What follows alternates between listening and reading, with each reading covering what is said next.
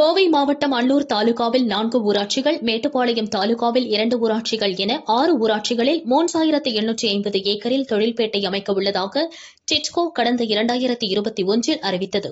இதற்கு எதிர்ப்பு தெரிவித்து விவசாயிகளின் தொடர் போராட்டம் காரணமாக திட்டம் நிறுத்தி வைக்கப்படுவதாக நீலகிரி MP ராஜா மற்றும் டிட்கோ அதிகாரிகள் அறிவித்தனர்.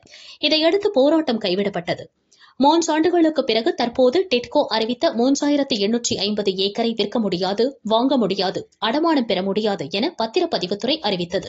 இதனால் ஆவேசமடைந்த விவசாயிகள் மற்றும் நமது நிலம் நமதே அமைப்பினர் கோவில் பாளையத்தில் நடந்த மக்களுடன் முதல்வர் முகாமில் அதிகாரிகளை முற்றுகையிட்டனர். எந்த அரசு உத்தரவும் இல்லாமல் பத்திரப்பதிவை நிறுத்தியது ஏன்? அரசின் உத்தரவை காண்பிக்க வேண்டும் என கேட்டனர். தொடர்ந்து முகாம் நடைபெறும் மண்டபத்தில் நுழைவு வாயிலில் அமர்ந்து காத்திருப்பு போராட்டம் நடத்தினர்.